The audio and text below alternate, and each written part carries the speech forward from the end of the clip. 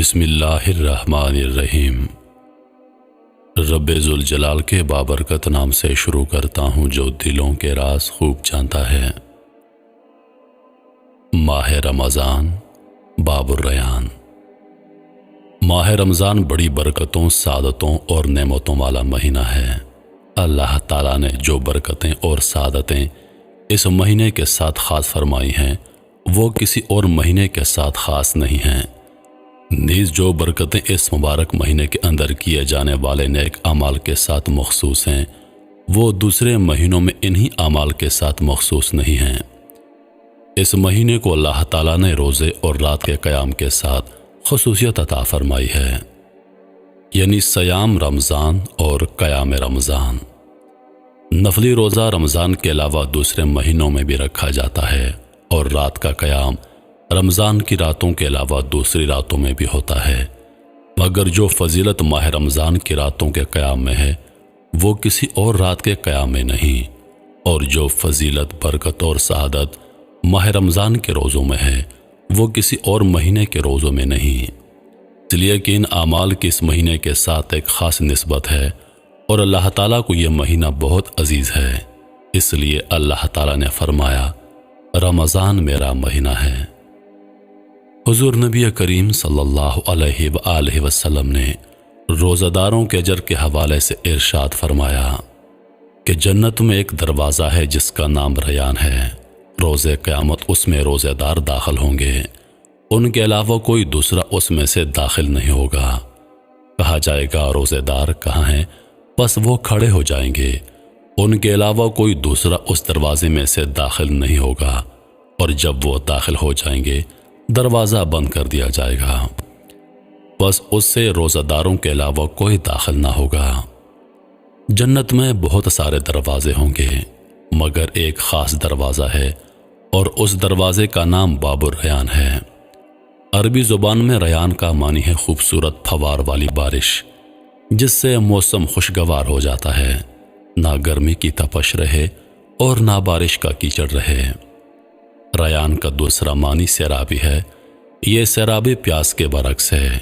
پیاس کو العطش کہتے ہیں اور شدید پیاس سے انسان کو عطشان کہتے ہیں، لیکن اگر کوئی خوبصورت ٹھنڈا میٹھا مشروب پی کر سیراب ہو جائے، سیر ہو جائے تو عطشان کے مقابلے میں اسے ریان کہتے ہیں۔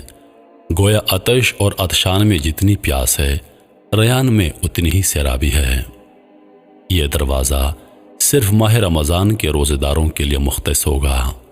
روزے دار اس دروازے سے گزارے جائیں گے، اس کی حکمت کیا ہے؟ در حقیقت روزہ اللہ تعالیٰ کے لیے بھوک اور پیاس اپنانے کا نام ہے۔ روزہ دار اللہ کے لیے پیاس اپنا کر عطشان بن کر جائیں گے۔ اللہ فرمائے گا میری خاطر عطشان ہونے والے بندوں کو ریان سے گزار دو تاکہ جنت میں پہنچنے سے پہلے سیراب ہو جائیں۔ بس آج کی پیاس وہاں کی سیرابی سے بدل جائے گی۔ اب فیصلہ ہم پر ہے کہ ہم آج کی پیاس کو برداشت کر کے وہاں کی سیرابی کے لیے اپنے آپ کو کس قدر کمر بستہ کرتے ہیں۔ حضور علیہ الصلاۃ والسلام نے فرمایا اعلان کر دیا جائے گا کہ سوائے روزہ داروں کے اس دروازے سے کسی اور کو گزرنے کی اجازت نہ ہوگی۔ اللہ فرمائے گا یہ دروازے صرف انہی کے لیے مختص ہیں جو میری خاطر بھوکے اور پیاسے رہتے تھے۔ اللہ کی طرف سے امر ہوگا اور آواز دی جائے گی روزہ دار کہاں ہیں؟ بس اس آواز کو سن کر روزے دار میدان قیامت میں کھڑے ہو جائیں گے، عرض کریں گے مولا ہم حاضر ہیں۔ اس وقت حکم ہوگا تمام روزے دار جنت میں باب الریان سے داخل ہو جائیں، اور ساتھ ہی فرمایا جائے گا ان روزے داروں کے سوا اس دروازے سے اور کوئی داخل نہ ہو، اور جب روزہ دار اس دروازے سے داخل ہو جائیں گے تو دروازہ بند کر دیا جائے گا۔ یہ خاص نعمت اور سعادت اللہ تعالیٰ نے صرف روزے داروں کے حصے میں رکھی ہے۔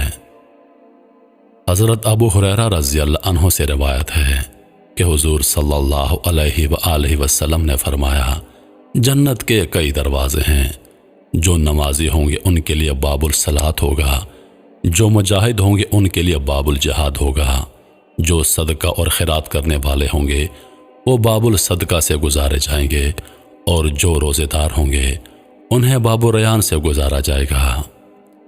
اللہ تعالیٰ نے ہر عمل کے نام پر ایک دروازہ رکھا ہے اور اس عمل کے کرنے والے اسی عمل کے نام کے دروازے سے گزریں گے۔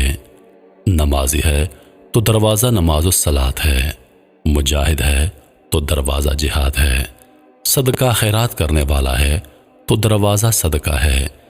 اسی اصول پر چاہیے تھا کہ روزہ رکھنے والوں کے لیے باب الصیام ہوتا۔